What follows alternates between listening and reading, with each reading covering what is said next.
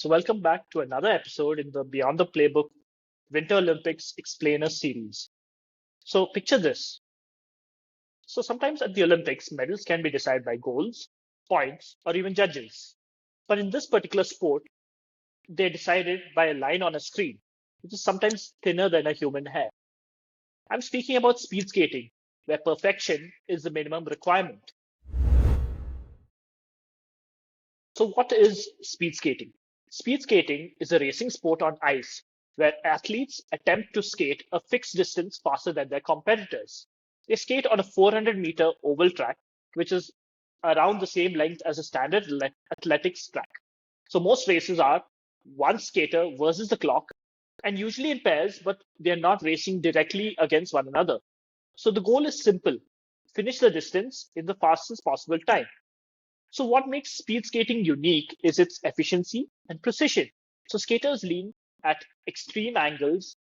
Every corner is a complex physics problem. One slip can ruin the entire race.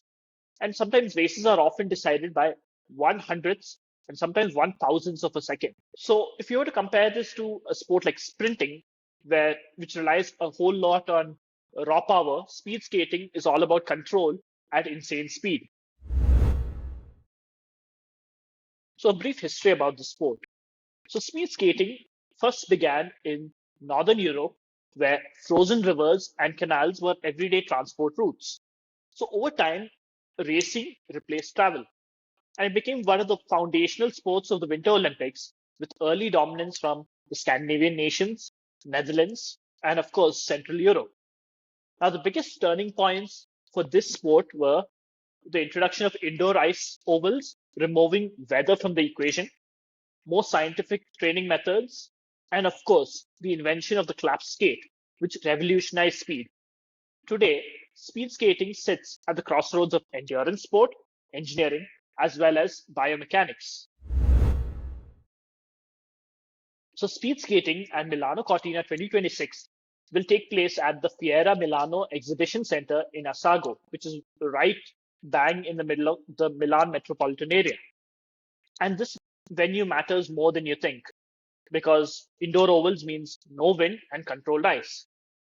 And the ice temperature, humidity, as well as the air density is engineered, because at this level, the venue itself can decide who skates the fastest. So at the Olympics, these are the race distances which are involved: 500 meters, which is a pure sprint; 1,000 meters, speed plus control; 1,500 meters, often known as the ideal distance; 5,000 meters and 10,000 meters, which is the endurance and pacing; and team pursuit, which involves your teamwork and drafting; and mass start, which involves a lot of tactics, positioning, and chaos. Now, in this particular sport, skaters switch lanes every lap. This ensures everyone skates the same total distance, and any mistimed lane changes can lead to a disqualification. In the team pursuit event, there are teams of three. They skate in a line to reduce the air resistance. And here, the clock stops when the third skater finishes. So if one skater cracks, the whole team pays. Whereas in the mass start, it's one of the outlier events in this event, in this sport, wherein everyone races together and intermediate sprint points matter. And here, positioning is as important as speed.